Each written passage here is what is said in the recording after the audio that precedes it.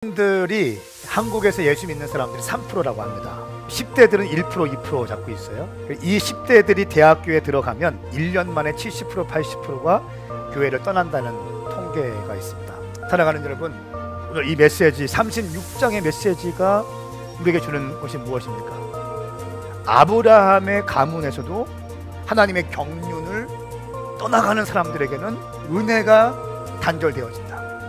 예수님을 죽이려고 했던 헤롯 왕이 에돔의 후손이에요. 이게 인생이에요.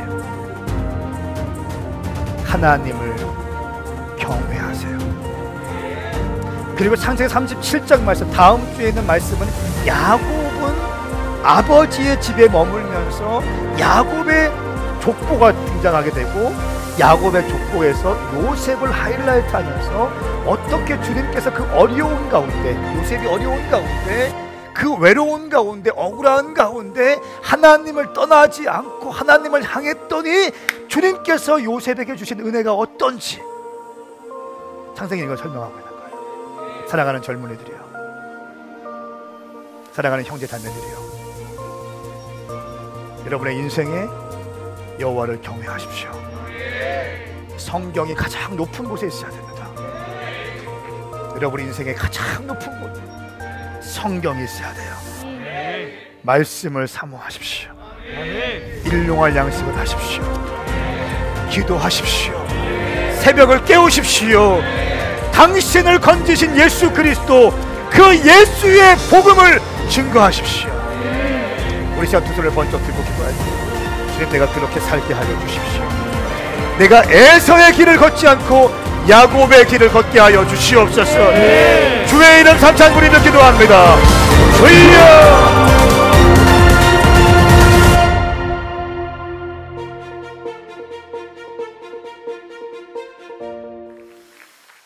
네, 할렐루야. 다시 한번 크게 박수하실까요? 주님을 찬양합니다. 주님을 찬양합니다. 네, 주님을 높여드립니다. 아멘. 오늘 교회에 오신 모든 분들을 예수님의 이름으로 환영하고 축복합니다. 여러분들 오늘 말씀을 통해서 변하여 새로운 사람이 될 것입니다. 당신 인생에 중요한 말씀이 선포되어질 겁니다. 그 어떤 말씀보다 오늘 말씀은 정말 중요합니다. 약속 있는 첫 계명에 대한 말씀을 할 것이고요. 이것은 아무리 우리가 열심히 노력을 하고 힘을 줘서 한다 할지라도 약속 있는 첫 계명이 우리 삶 가운데 들어오지 않으면 우리의 인생은 실패할 수밖에 없습니다. 제가 오늘 이 성경적으로 약속 있는 첫 계명에 대한 말씀을 선포할 텐데 여러분 가운데 큰 은혜가 있기 바랍니다. 오늘은 어버이 주일로 우리가 특별히 진행되는데요. 제목은 당신의 가족을 향한 하나님의 비전을 완성하라. 당신의 가정을 향한 하나님의 비전을 완성하라라는 제목으로 말씀을 선포하겠습니다. 일부 예배 때는 주로 결혼하신 장년들이 오기 때문에 아버지와 어머니의 역할의 중요성에 대해서 많이 강조점을 두고 설교를 했습니다. 근데 오늘은 이 11시 예배 때는 자녀된 우리가 어떻게 부모님을 섬겨야 되는지에 대해서, 또 왜 그렇게 해야 되는지에 대해서 말씀을 증거할 때 여러분 가운데 이 가정에 대한 오해들, 가정에 대한 그 회의감들이 하나씩 거쳐지길 축복합니다. 결론부터 말씀드리면 하나님은 여러분의 가정을 통하여 하나님의 비전이 전수되고 성취되기를 원하신다는 거예요. 그냥 가정이 뭐냐면 거주 공간에 함께 머물러 있는 것이 가정이 아니라 이 가정을 통해서 하나님께서 원하시는 그 목적이 있다는 거예요. 하나님은 가정을 그냥 형성한 것이 아니라 의도를 가지고 가정을 준비하시고 이 가정을 통하여 하나님의 비전이 전달될 뿐 아니라 전수되길 원하십니다. 기대가 되십니까? 우리 한번 앞뒤 좌우 인사합시다. 오늘 말씀의 주인공은 당신입니다. 시작. 한 번 더 인사합시다. 체육대에 집중하지 말고 말씀에 집중합시다. 아멘. 제가 오늘 말씀을 선포하는 이 내용은요, 1부 예배 때랑 2부 예배 때랑 좀 포인트가 다를 겁니다. 오늘 이 말씀을 받으시고 은혜가 있는 분들은 1부 예배 때 말씀을 또 들으시면, 특별히 가정을 꾸리고 남편으로 또 아내로 준비되고 있는 분들은 1부 예배 말씀을 특별히 잘 들으시면 좋겠습니다. 오늘 제 설교는 베다니 세계기도센터의 가정 세미나의 주 교재인 당신의 가정을 견고히 세우라라고 하는 책의 내용의 일부분들을 발췌해서 말씀을 준비했습니다. 우리 요 에베소서 6장 1절부터 4절까지의 말씀을 함께 읽겠습니다. 에베소서 6장 1절부터 4절까지 말씀 시작. 순종하십시오. 이것이 옳은 일입니다. 네 아버지와 어머니를 공경하라.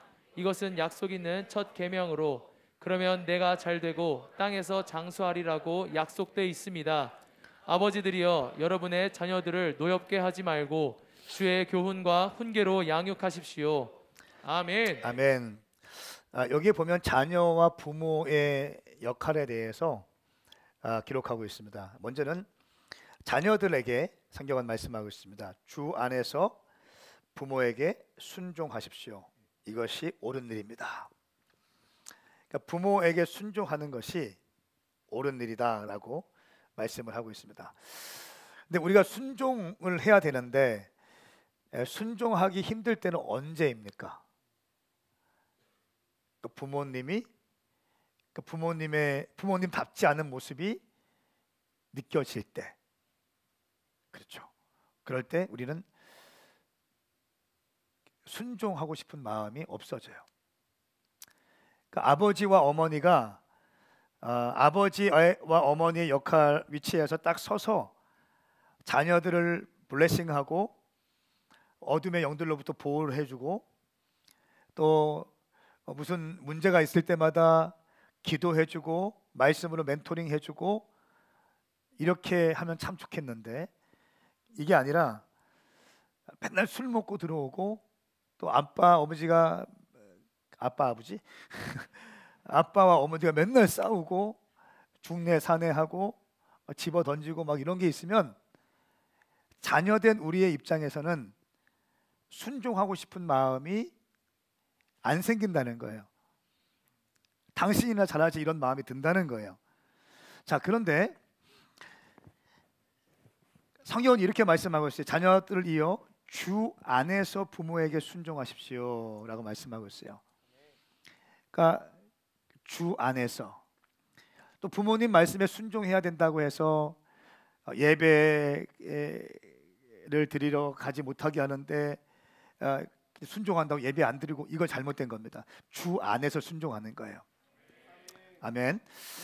저는 우리 교회 청년들이 부모님이 예배를 가지 못하게 해도 회초리를 맞으면서 교회에 나오고 기도하는 청년들이 나오기 바랍니다.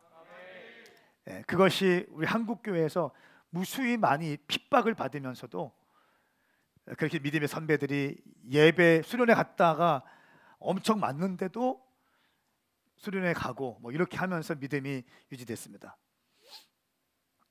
그리고 다른 모든 일들, 자녀가 부모에게 섬겨야 될 모든 일에 대해서 최선을 다하십시오. 효도하십시오. 공경하십시오.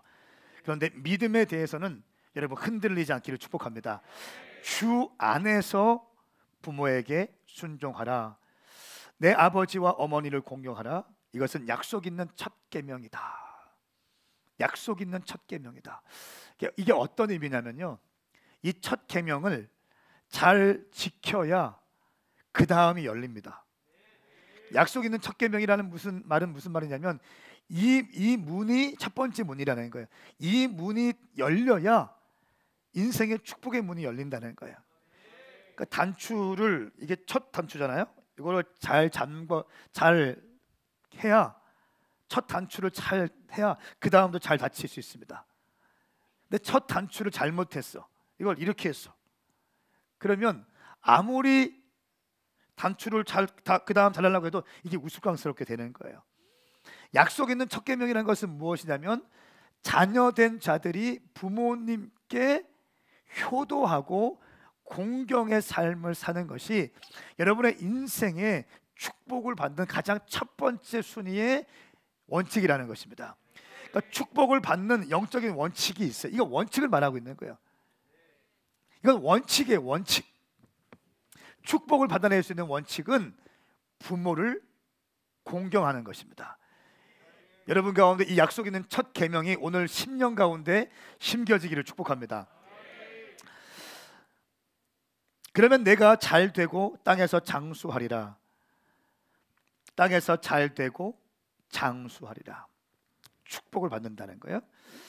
그 다음에 부모들에게 말하고 있습니다. 아버지들이요, 여러분의 자녀들을 노엽게 하지 말고 주의 교훈과 훈계로 양육하십시오. 부모님들, 또 이제 결혼을 준비해서 남편이 되고 아내가 되고 아버지가 되고 어머니가 되실 분들이 여기 다 계신데, 여러분들이 해야 될 건 뭐냐면 주의 훈계와 교훈으로 양육하는 거예요. 자녀들을 노엽게 하지 말라는 겁니다. 우리가 자녀된 입장으로서 언제 화납니까? 아버지가 아버지의 위치에 서 있지 못할 때, 그렇죠? 아버지에게 주신, 하나님이 주신 권위가 있는데 이 권위를 정당하게 발휘하지 못할 때, 어머니로서의 권위가 있는데 어머니의 권위가 악용되어질 때, 우리는 여기에 대해서 분노가 일어나기 시작하잖아요. 담임 목사님이 있는데 담임 목사님이 주님이 주신 권위가 있잖아요. 이 권위를 정당하게 활용해야 되고 정당하게 풀어서 성도들을 보호하고 말씀으로 양육하고 하나님이 원하시는 방향으로 잘 성장할 수 있도록 주의 종이 울타리를 만들어내고 여러분의 삶의 지표를 만들어내고 해야 되는데, 담임 목사가 그거 하지 않는 거예요. 아버지가 맨날 술 먹고 물건 다 집어 던지고 어머니 때리고 아버지랑 어머니 막 이거 하고 있고, 이럴 때 우리는 뭐가 있습니까? 분노가 있는 거예요. 그러니까 이게 무슨 말이냐면, 여러분들이 이제 결혼할 텐데 결혼하기 시작하면 다른 문제가 됩니다. 이제 아버지가 되기 시작하고요, 어머니가 되기 시작하고 남편이 되고 아내가 되는 거예요. 그러면 혼자 있을 때 느꼈던 그 인생의 무게감보다 훨씬 더 큰 무게감이 딱 됩니다. 그런데 우리는 거의 대부분의 젊은이들이 어떻게 남편이 돼야 되고 어떻게 아내가 돼야 되고 어떻게 아버지가 되고 어머니가 되는지 훈련받지 못합니다. 이렇게 생각합니다. 내가 좋아하면 결혼하는 거지 뭐. 그리고 결혼합니다. 한 번도 훈련되지 않았어요. 한 번도 멘토링 받지 않았습니다. 그리고 감정적으로 사랑하다가 감정적으로 헤어지는 경우가 정말 많이 있습니다. 남편의 역할이 무엇인가? 아내의 역할이 무엇인가? 아버지는 어떤 존재인가? 어머니는 어떤 존재인지를 정확하게 배워야 됩니다. 여러분, 가정은 하나님은 당신의 가족이 멋진 가정 환경으로 형성되기를 원하십니다.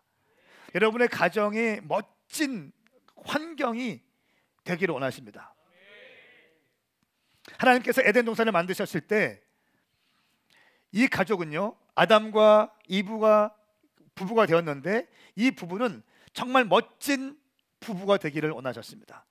돕는 배필이 되기 원하셨습니다.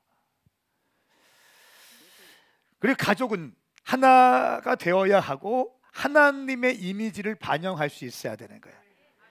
이 가정은 작은 천국이 돼야 돼요. 천국의 모습이 가정에서 풀어져야 되는 거예요.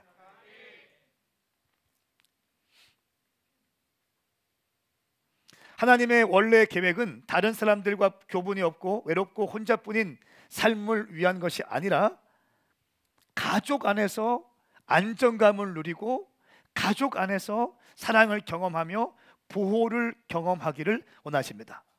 이것이 하나님께서 원래 세팅해 놓으신 가정에 대한 모습이에요.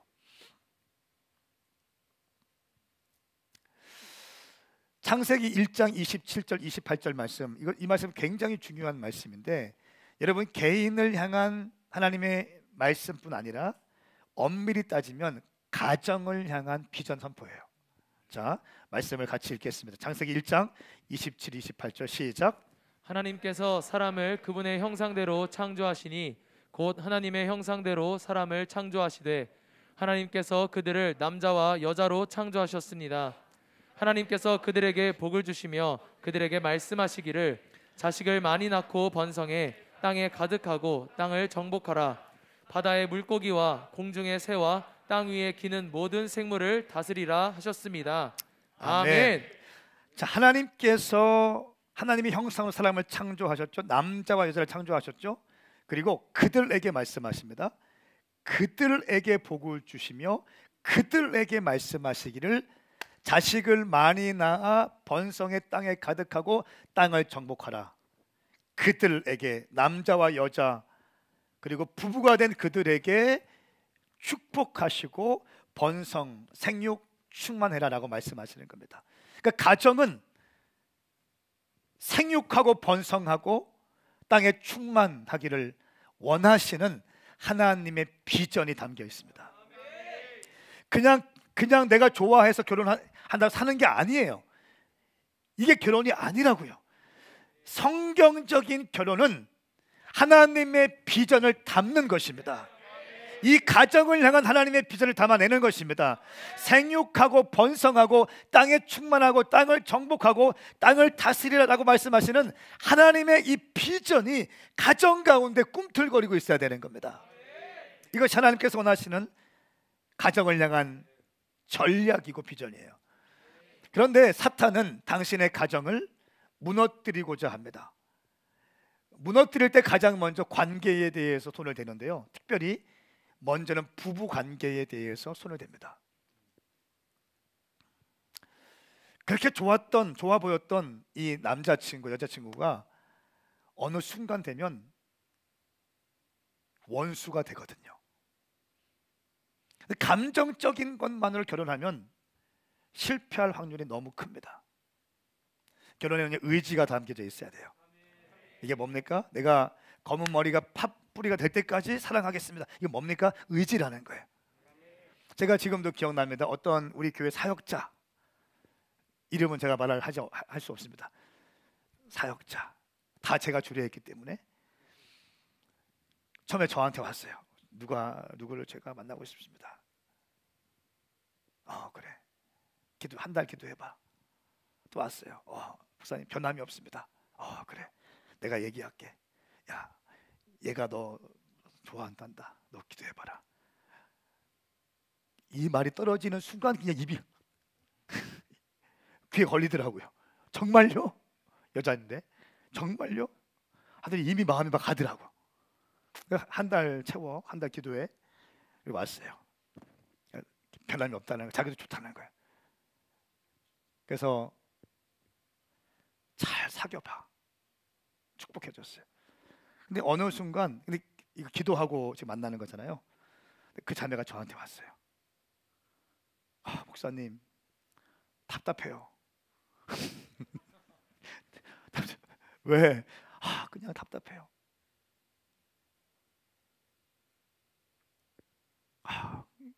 좀 힘들어요. 제가 던진 질문 뭡니까? 여기에서 그럼 깨져? 이렇게 하지 않았어요. 네가 기도하면서 만났고 기도하면서 그 형제에 대해서 좋은 마음이 있다고 했어. 어떤 일 때문에 쉽게 포기하기 시작하면 너의 만남이나 이런 것도 굉장히 어려워질 거야. 한 번 더 기도해봐. 그러니까 만날 때도 신중하게 만나야 되고 헤어질 때에도 신중하게 헤어져야 돼요. 아멘 합시다. 네. 요즘에 카톡으로 헤어져 하고 끝난다면서요. 그런 짓들 하지 마세요. 이거 참 안 되는 겁니다. 얼굴과 얼굴을 보고 고마웠어. 근데 아무리 기도해도 여기까지인 것 같아. 고마웠어. 잘 살아. 잘 가. 좋은 사람 만나길 바래. 질질 짜고 뭐 선물 다 갖고 와. 제발 이런 것 좀 하지 마. 내가 준 게 더 많지? 제발 이런 거 준 거잖아요. 빌려준 거 아니잖아. 준 거잖아요. 너 굉장히 은혜 받고 있다. 준 거잖아요. 준 거. 그냥 끝내. 축복해요. 잘 가. 그리고 정말 고마웠어. 내가 좀 이렇게 힘들게 한 거 있으면 미안해. 고마웠어. 좋은 사람 만나길 바래. 그리고 한번 헤어졌으면 연락하지 마. SNS 금방 들어가. 제가 그 자매에게 이렇게 얘기했어요. 너가 기도하면서 했잖아. 헤어질 때도 마찬가지. 한 번 더 기도해봐. 그러더니 다시 왔어. 목사님, 너무 좋아져요. 지금 잘 살고 있습니다. 애기 낳고 잘 살고 있어요. 여러분, 어둠의 영들이 하나님의 이 비전 공동체인 가정을 깨기 위해서 남편과 아내와의 관계를 흠집내기 시작합니다. 자, 그리고 나서 이 부부 관계가 깨어지고 금이 가면 자연스럽게 자녀와의 관계도 건강한 관계가 안 됩니다. 그렇기 때문에 남자와 아내와의 이 관계가, 남편과 아내와의 관계가 너무 중요하고, 특별히 중요한 것은 뭐냐면 영적인 코드예요. 예수님을 믿는 사람, 예수 믿는 사람은 뭡니까? 세계관이 성경적 세계관으로 형성되어 있다는 것을 의미하는 거예요. 예수를 믿지 않는다는 단순히 교회 안 다닌다는 게 아니라 성경적이지 않은 세속적인 세계관으로 형성되어 있다는 거예요. 이 세계관은 모든 것을 결정할 때 굉장히 중요한 요소입니다. 성경적 세계관과 세상적 세계관이 함께 일치할 수 있는 게 별로 없습니다. 많이 부딪히게 돼요. 심지어 같이 예수 믿고 있는데도 그 교회의 방향성이나 영적인 컬러나 이런 거에 따라서 부딪히는 경우 굉장히 많이 있습니다. 이것은 영적인 문제이기 때문에 그렇습니다. 영적인 문제가 정립이 안 되면 혼적인 것에 반드시 문제가 일어나기 시작해요. 영적인 것으로 혼의 반발들을 잡아낼 수 있고 커버가 돼야 되는데, 영적인 것이 일치가 안 되기 때문에 서로 계속 부딪히기 시작하는 거예요. 그러면 건강하고 행복한 가정생활을 유지할 수가 없습니다. 사탄은 당신의 가정을 무너뜨리기 위해서 부부 관계에 금이 가게 하고 자식과의 관계에 금이 가게 해요. 제가 우리 교회의 한 지체와 상담을 했는데, 제가 아주 좀 아끼는 지체인데,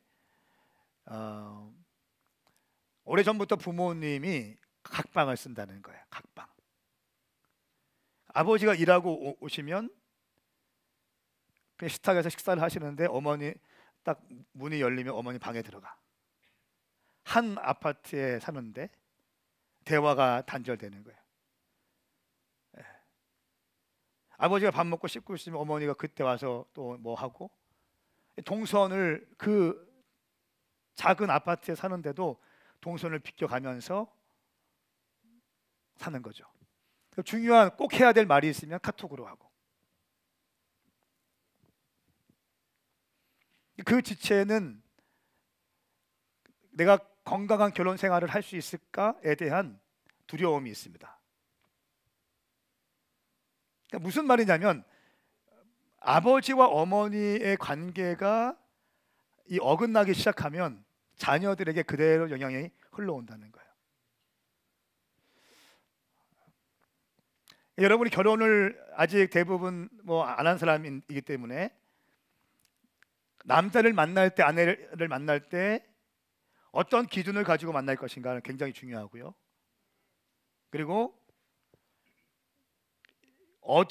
우리 가정에서 일어나는 많은 관계의 문제는 내 남편이 사탄이 아니고, 내 아내가 사탄이 아니고, 내 자식이 문제가 아니라 그 하나님의 비전 공동체를 흔들고 하나님의 전략들을 방해하는 어둠의 영이 있다는 것을 반드시 인식하셔야 됩니다.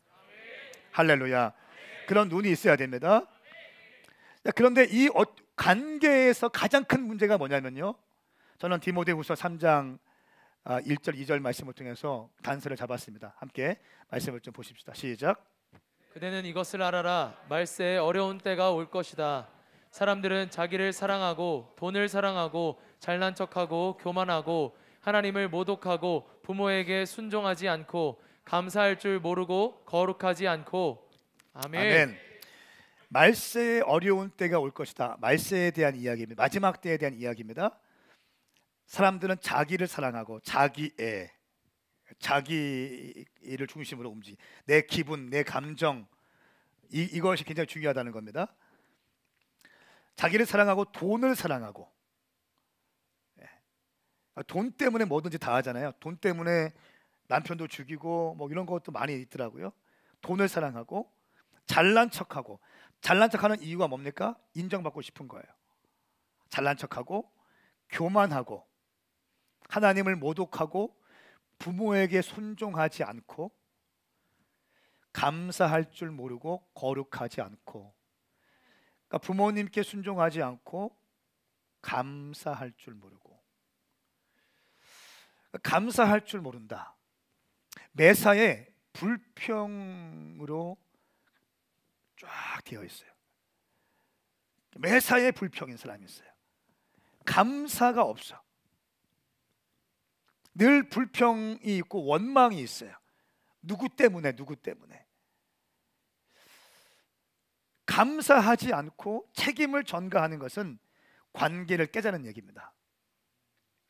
남편과 아내가 있는데 이 남편이 아내에 대해서 감사할 줄 모르고, 당신 때문에 내 인생이 이렇게 됐어, 당신 때문에 내 사업이 이렇게 안 돼, 당신 때문에 내가 지금 내 인생이 꼬였어, 이런 말을 하기 시작하는 것은 관계를 그만하자는 거예요. 이런 책임 전가의 말, 비난의 말, 이런 것들은 우리가 얼마나 많이 하는지 몰라요. 이게 아니라 뭐가 해야 된다고요? 감사해야 되는 거예요. 나하고 살아줘서 감사합니다. 김희원 사모를 제가 만날 때마다 무슨 직원도 아니고 스태프도 아니고 참 볼 때마다 감사해요. 시간이 깊어지면 깊어질수록 더 감사해. 나 같은 사람이나 살아줘서. 내가 어떻게 저런 사람 만나가지고 내 은혜를 누리고 있지? 진심으로 감사에 대한 마음이 있는 거예요. 어쩌면 이렇게 어떻게 지혜롭게 저렇게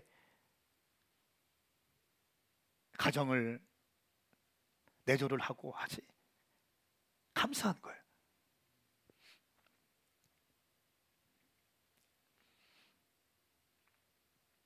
하나님이 꿈꾸시는 환상적인 부모와 자녀와의 관계에 대해 성경은 말하고 있습니다. 먼저 레위기 19장 32절 말씀 보면, 너는 노인들 앞에서 공손하고 그들을 존중하며 내 하나님을 경외하라 라고 말씀합니다. 노인들 앞에서 공손하고 그들을 존중하는 것. 저는 우리 교회가 젊은이 중심의 교회인데 싸가지 없는 청년들이 없었으면 좋겠어요.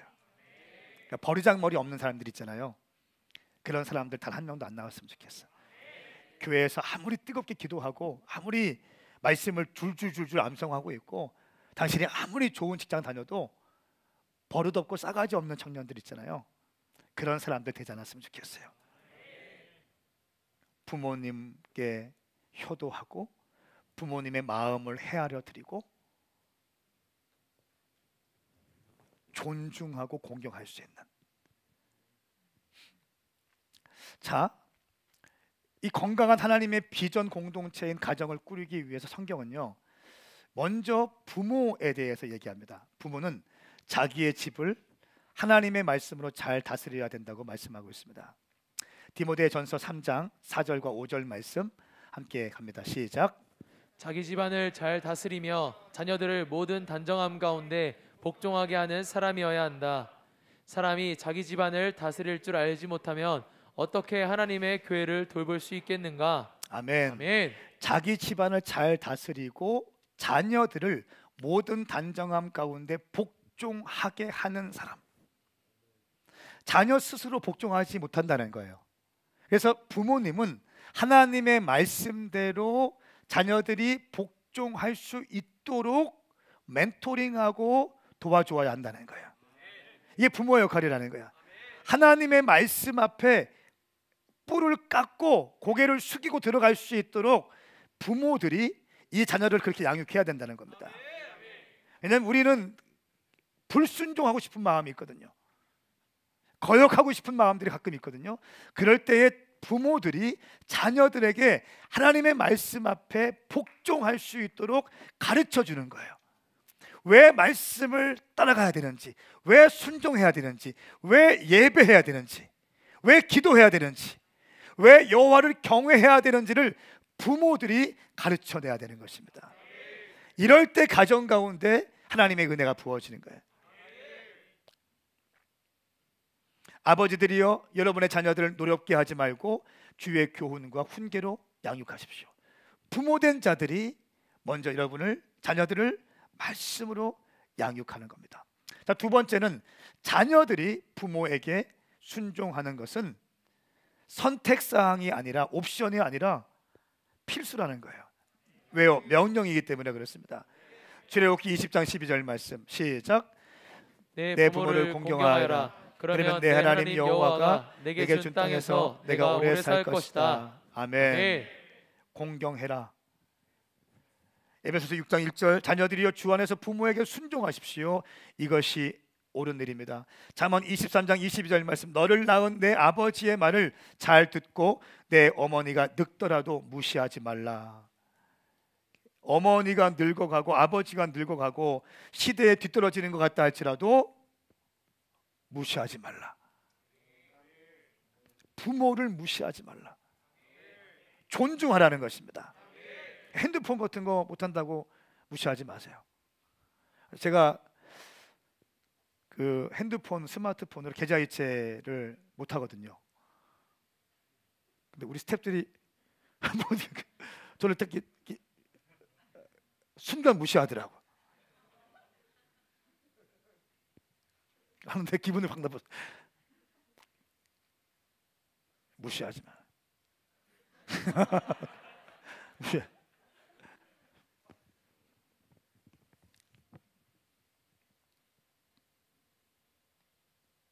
자, 여러분 신명기 21장 18절 21절 말씀 우리 한번 좀 읽어보겠습니다. 시작. 만약 한 남자에게 아들이 있는데 그가 마음이 고집스럽고 반항심이 있어 자기 부모에게 순종하지도 훈계할 때 귀 기울이지도 않는다면 그 부모는 그를 잡아다가 성문 앞으로 장로들에게 데려가서 장로들에게 말하라. 이 아이는 우리 아들인데 마음이 고집스럽고 반항적입니다. 우리에게 순종하지 않습니다. 방탕한 데다가 술꾼입니다. 그러면 그 성의 모든 남자들이 그를 돌로 쳐 죽이도록 하라. 너는 그런 악한 사람들을 너희 가운데서 제거하라. 그러면 온 이스라엘이 그 말을 듣고 두려워할 것이다. 아멘. 아멘. 굉장히 무서운 말씀이죠. 굉장히 무서운 말씀입니다.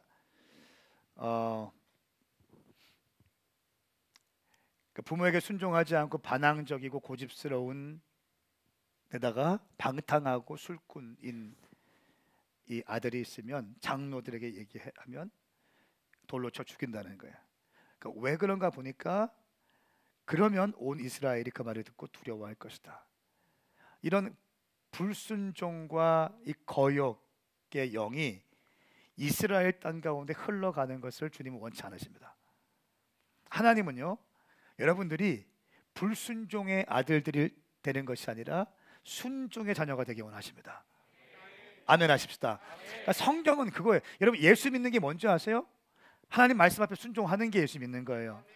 신명기 28장 말씀은 순종하면 내가 너에게 축복을 줄 것이다.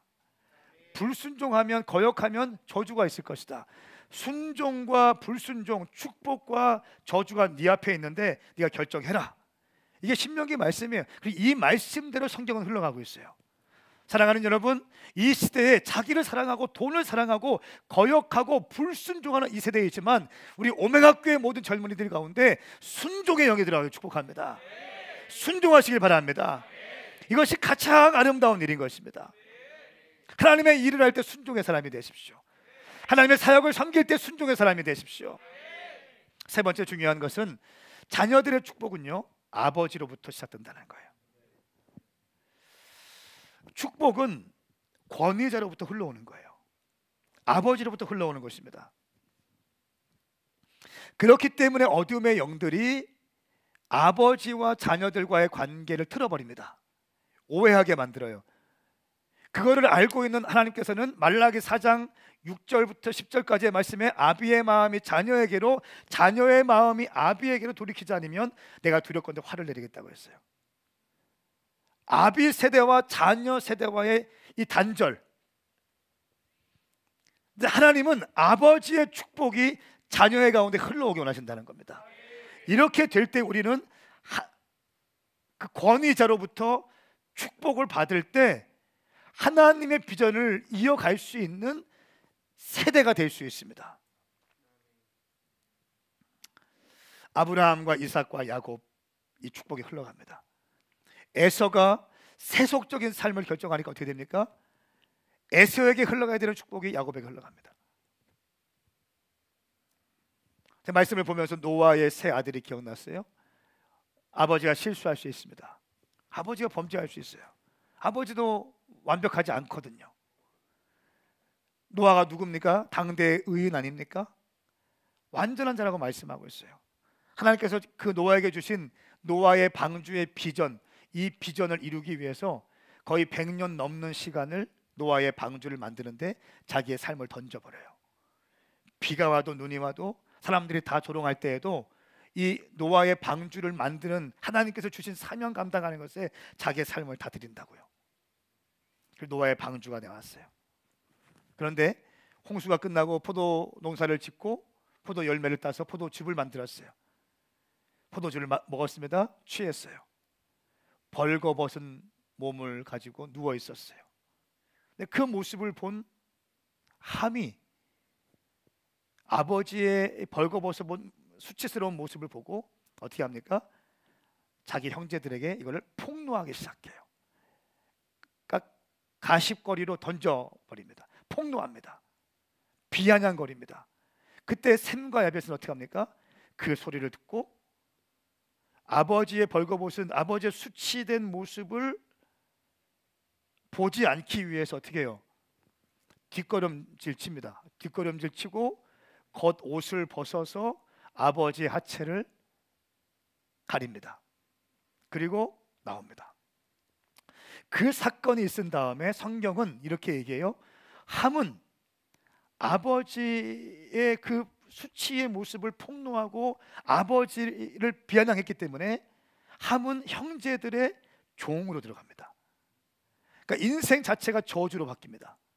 그리고 아버지의 수치이고 아버지의 그 죄의 모습을 보지 않기 위해서 뒷걸음질 치고 수치를 가려준 셈과 야벳에 대해서는 축복의 말씀을 선포하고 있어요. 여러분, 여러분의 아버지가 완전하지 않아요. 여러분의 어머니가 완전하지 않아요. 저는 우리 오메가 교회 모든 청년들이 당신의 부모님들을 잘 섬기고 사랑하고 공경할 수 있기를 축복합니다. 아멘입니까? 여러분의 아버지와 어머니의 연약함들을 폭로하고 또 그것에 대해서 공격하고 아버지가 나한테 해준 게 뭐 있냐고, 어머니가 나한테 해준 게 뭐 있냐고, 이런 말씀 하지 마십시오.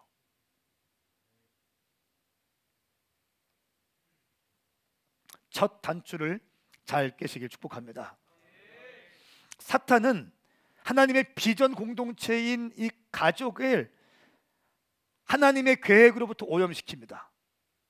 이 비전 공동체인데 하나님의 이 비전으로부터 이 가족이 오염되게 만들어 버리는데, 첫 번째는 죄로 형성된 죄책감을 통해서 관계를 오염시킵니다. 죄가 들어오면, 죄를 지으면 죄책감이라는 게 생겨요. 이게 죄의 열매이고 죄의 결과예요. 죄책감이 들어옵니다. 죄책감이 있으면 관계에 금이 가기 시작합니다. 남편이 외도를 했어요.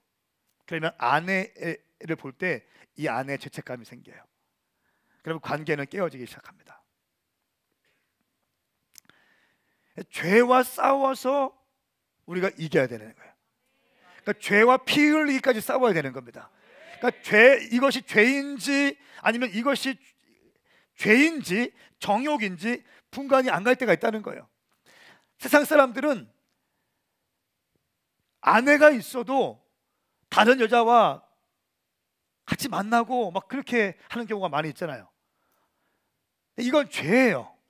이건 간음이에요. 이건 취향이 아니라고요. 이건 자기의 기호가 아니고 그럴 수 있는 게 아니에요. 이건 죄라는 거예요. 죄에 대한 기준이 어떻게 우리가 형성할 수 있는가 하면 하나님의 말씀으로부터 우리는 시작될 수 있습니다. 성경은 이것을 죄라고 얘기하고 있잖아요. 남편은 아내만 사랑해야 돼요. 아멘.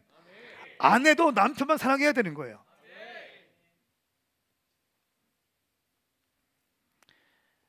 죄책감이 들어올 때 우리의 관계가 오염이 되기 시작합니다. 그래서 우리는 어떻게 합니까?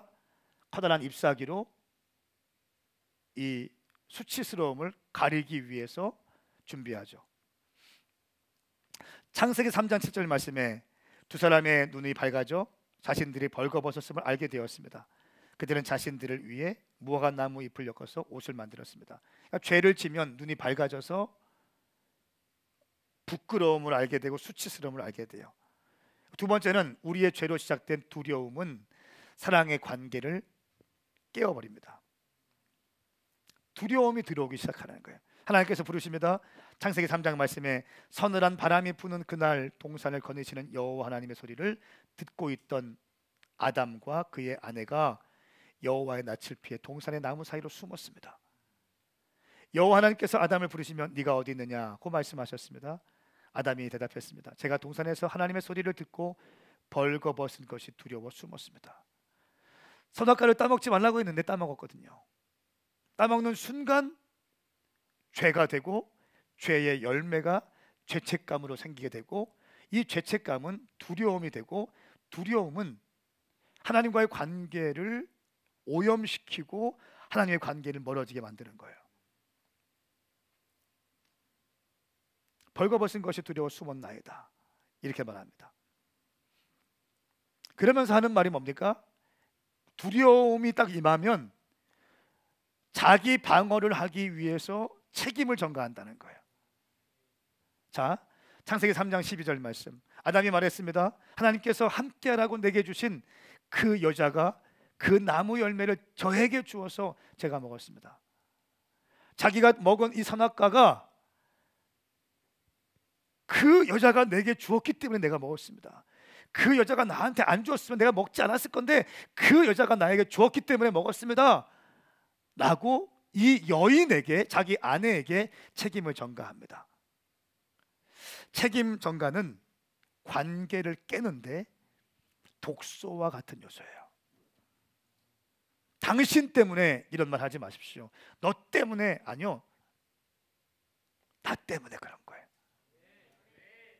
사실은 이 책임 전가의 대상이 아내일 뿐 아니라 하나님까지 책임을 전가합니다.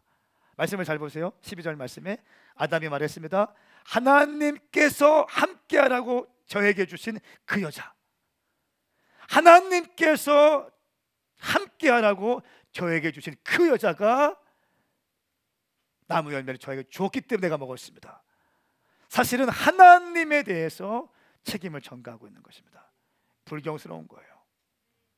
자기가 죄를 지었고 관계가 오염됐고 두려웠고 자기 방어를 해야 되기 때문에 어떻게 합니까? 책임을 전가하고 비난하기 시작하는 거예요. 관계는 깨지게 되어 있습니다.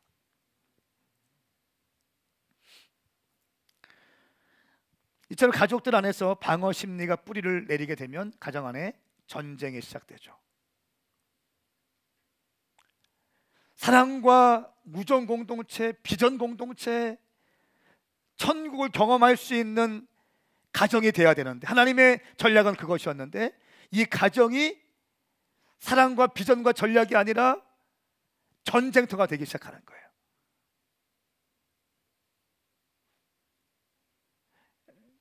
제가 어떤 그 결혼한 젊은 사람과 상담을 하는데 이렇게 얘기하더라고요.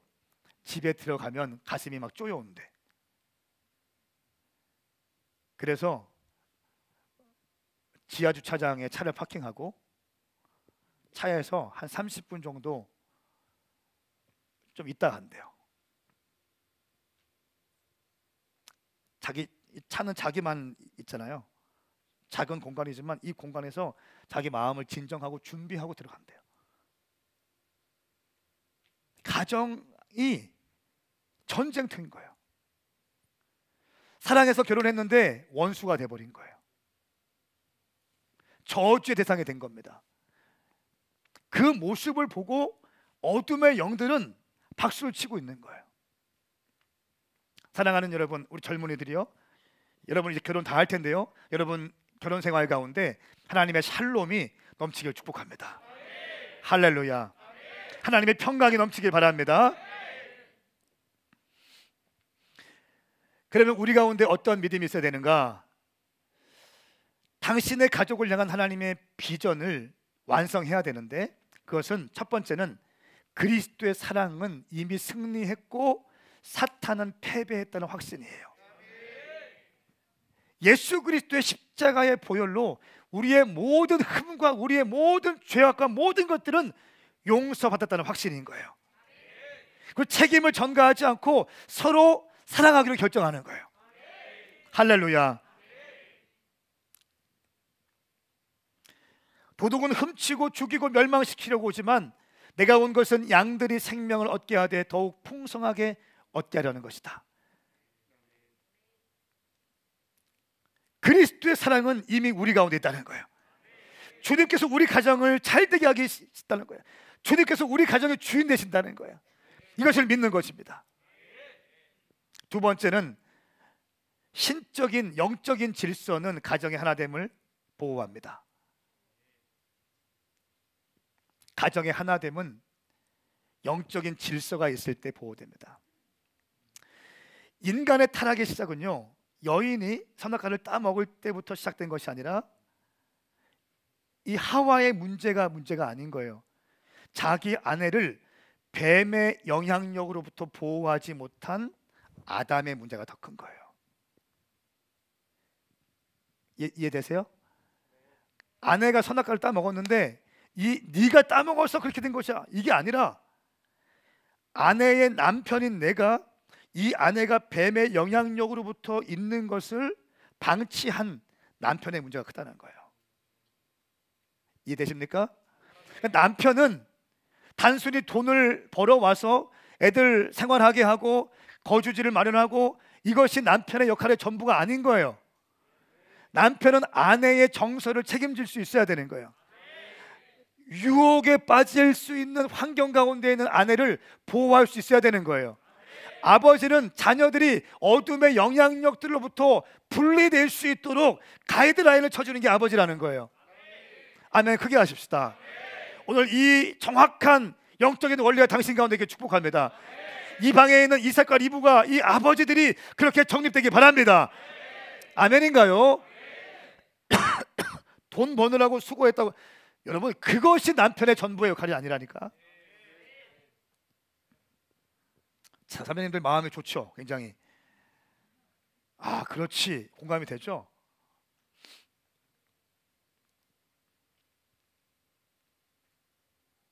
그렇기 때문에 아담은 영적인 어떤 리더로서의 역할, 가정의 제사장으로서 남편이 서 있어야 되는 거예요. 제가 담임 목사인데 여러분들이 이단에게 막 노출될 수 있도록 아무데나 가서 성경 공부 배우게 하고 또 청년들이 아무나 만나서 결혼하게 하고 그냥 자기 감정대로 만나서 결혼하게 하고 나는 아무것도 준비하지 않고, 이거 제 직무 위기라는 거예요.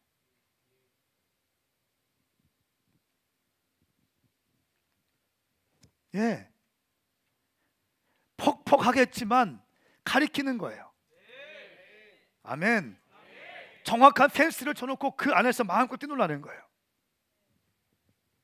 그 펜스 가운데 어둠의 영들, 늑대나 이리들이 들어오지 못하도록 정확하게 펜스를 쳐놓고 이 안에서 마음껏 뛰라는 거예요.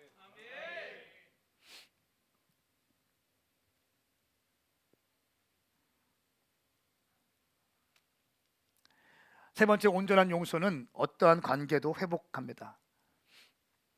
죄가 지었을 때 정확하게 용서를 구하고 회개해야 돼요.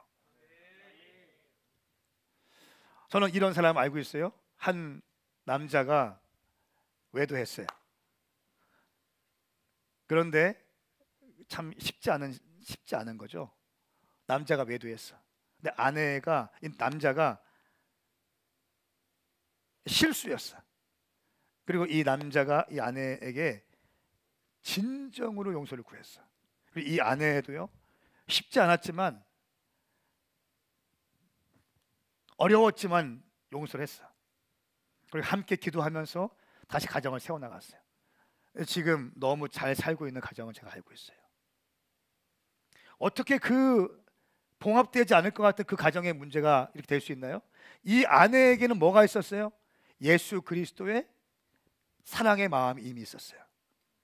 누구도 완전하지 않다는 것을 알고 있었어요. 할렐루야.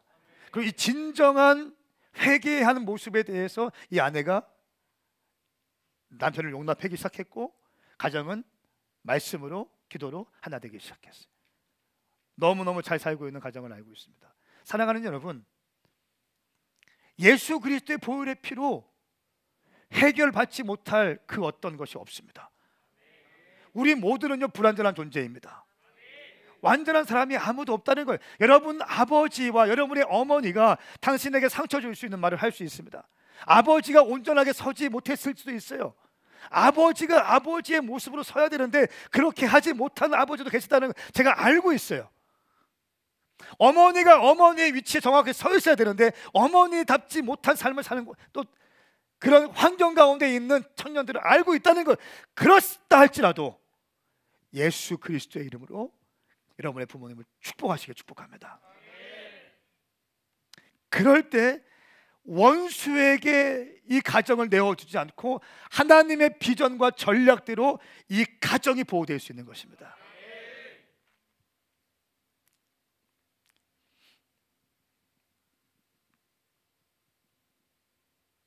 그리고 여러분들은 부모님을 위해서 기도하셔야 되죠. 믿지 않는 부모님이 계시다면 부모님의 영혼 구원을 위해서 기도하셔야 돼요. 나이가 많이 들었다고 해서 성경적인 건 아니거든요. 다시 한번요. 나이가 많이 들었다고 해서 성경적인, 꼭 그렇지만은 아니에요. 성경적인 삶을 살기 위해서 발버둥 치고 씨름하는 사람이 성경적인 삶을 살 수 있는 거예요. 그 어떻게 되는? 여러분의 부모님을 위해서 여러분들이 기도하셔야 되고, 믿지 않는 부모님을 위해서 기도하셔야 되고, 주님 교회는 다니고 있지만 주님께 삶을 드리지 않는 부모님에 대해서 기도하셔야 돼요. 우리 부모님이 제자가 되게 하여 주십시오. 그리스도의 제자가 되게 하여 주십시오. 그냥 교회에 왔다 갔다 하는 것이 아니라 제자로 세워지게 하여 주십시오. 그러기 위해서 오늘 이 자리에 있는 당신이, 오늘 이 자리에서 말씀을 받고 있는 당신이 내가 먼저 부모님을 위해서 기도하고 하나님께서 가정에게 주신 그 비전을 완성할 수 있도록 내가 기도하겠습니다. 아멘입니까? 여러분의 부모님이 그것을 알지 못했다면 오늘 여러분들은 그것을 알고 배웠으니 먼저 무릎 꿇고 기도하라는 것입니다. 가정에 문제가 있는데 왜 기도하지 않습니까? 여러분의 부모님의 문제가 있는데 왜 기도하지 않습니까? 당신 인생의 삶에 문제가 있는데 왜 기도하지 않고 있습니까? 기도하라는 거예요. 기도해야 열리는 겁니다. 기도해야 돌파가 되는 줄 믿습니다.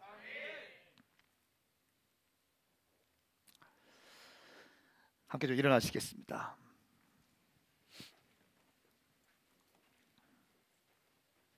가정은 하나님께서 주시는 놀라운 비전이며 전략이에요. 여러분들이 결혼하면요, 그것으로 끝이 아니라 여러분들 자녀가 태어나면 그 자녀들을 멘토링하고 제자화해서 믿음의 유업이 흘러가길 원하시는 거예요. 여러분의 만남들 제가 축복합니다. 주님이 주시는 참된 아름다운 만남을 갖기를 축복합니다.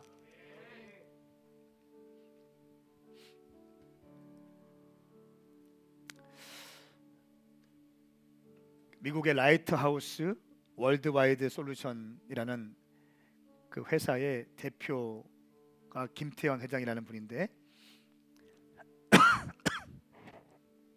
이분의 삶은 참 파란만장합니다.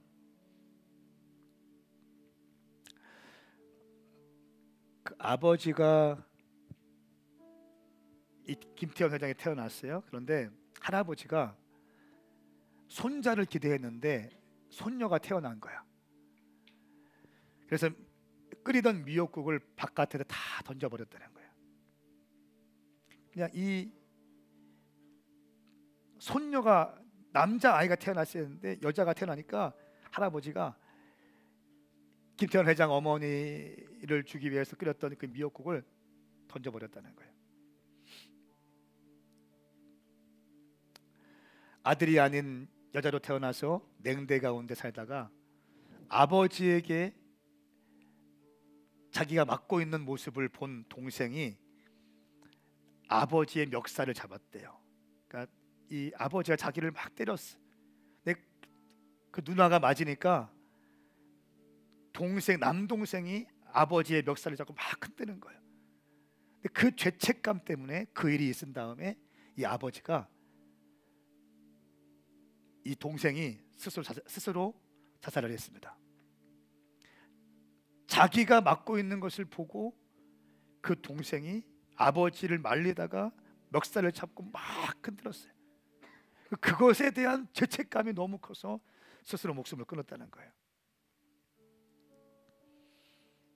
그래서 23살에 미국에 도망치듯이 혼자 이민 갔다고 합니다. 거기서 청소를 했대요. 청소하면서 돈을 벌었답니다. 미국에 가서 결혼했는데 남편이 외도를 하고 알코올 중독자가 되고 자기에게 폭력을 행사했대요. 그래서 첫 미국에서 결혼이 실패로 끝나게 됩니다. 1985년에 실리콘밸리 사무실을 오픈했습니다. 청소하면서 또 어릴 때부터 배우던 태권도 사범을 하면서 모은 작은 돈을 가지고 작은 사무실, 자기 집 앞에 있는 사무실을 오픈해서 사업을 시작합니다. 처음에는 1982년도에 컴퓨터 게임 업체를 창립합니다.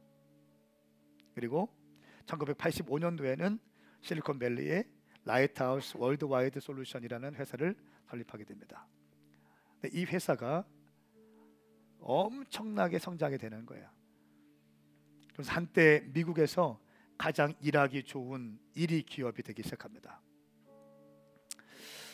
이 김태현 회장이 1983년도에는 사업하기 직전에는 세계무술협회에서 여성 최초로 그랜드 마스터로 인정받습니다. 반도체 정비 회사로 회장으로 일하기 시작하고 광화문 광장에 20배가 넘는 집을 소유하게 되고 엄청난 재정을 갖게 됩니다. 그래서 기자들이 묻습니다. 어떻게 해서 그 어려운 상황 가운데 아무것도 없이 23살에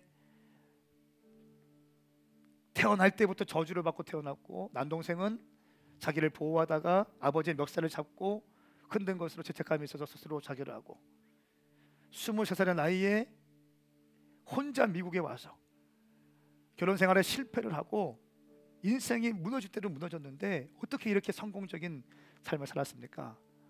이렇게 질문할 때 이 여인은 항상 이런 말을 합니다. He can do, she can do, why not me? 그 사람도 되고 또 그저도 되고 왜 나는 안 되겠냐? 상황에 묶여서 상황의 이 현실에 묶여서 끌려다니는 것이 아니라 돌파할 수 있다는 내 인생 가운데 돌파할 수 있다는 확실한 믿음, 나도 할 수 있다는 믿음, 그 믿음으로 지금까지 살아왔다고 인터뷰할 때마다 이 여인은 이렇게 얘기합니다. 제가 왜 이런 말씀을 드리는가 하면 오늘 청년들의 가정 배경 가운데 건강하지 못한 가정의 배경에서 태어난 사람이 있습니다. 그리고 지금까지 집에 들어가기 전에 문 앞에서 숨을 크게 쉬고 들어가는 사람이 있어요. 사랑하는 여러분, 여러분의 육신의 아버지가, 여러분의 육신의 어머니가 여러분에게 온전한 사랑을 부어주지 못했다 할지라도 우리에게는 만왕의 왕이신 하나님 아버지가 계십니다. 할렐루야. 만왕의 왕이신 하나님, 그 하나님을 여러분에게 인도하고 여러분에게 안내하고 하나님께 나아갈 수 있도록 여러분들을 도와줄 수 있는 영적인 가족 공동체가 있습니다. 어떤 사람은 이렇게 얘기할 겁니다. 저는 멘토링할 때 이렇게 얘기합니다. 가정에 문제가 있을 때 아버지에게 사랑을 받지 못한 사람, 영적인 아비를 잘 만나야 된다. 주의 종들을 잘 만나야 된다. 또 문제는 뭐냐면 주의 종들 가운데 주의 종들에게 학대를 받고 문제가 있는 사람이 또 있더라고요. 그러면 우리는 답이 없습니까? 아니요, 답이 있습니다. 육신의 아버지도 실패했고 영적인 아버지를 실패했다면 우리에게 누가 있습니까? 만왕의 왕이신 하나님 아버지가 여러분 가운데 계시다는 거예요. 할렐루야. 이것이 복음이에요. 그러므로 사랑하는 청년들이요, 상황과 환경에 묶이지 말고 하나님이신 그 아버지가 아버지의 사랑으로 독생자 예수 그리스도를 나를 위해서 이 땅에 보내신 사건, 그 사랑의 확정을 가지고 돌파하시기를 예수님의 이름으로 선포합니다. 하나님께서 여러분의 아버지가 되어주십니다. He can do, she can do, why not me? 하나님 아버지가 나의 아버지시라는 것입니다. 동의하시면 아멘 하십시다. 동의하시면 아멘 합시다. 이 시간 내가 성부와 성자와 성령의 이름으로 선포하는 것은 이 자리에 있는 모든 고아의 영들아, 고아의 영들아, 예수의 이름으로 끊어질지어다. 고아의 영들아, 끊어질지어다. 너는 하나님의 아들이다. 너는 하나님의 자녀이다. 내가 너를 어찌 그냥 두겠느냐. 너의 이름을 내 오른손바닥에 새겼다. 할렐루야.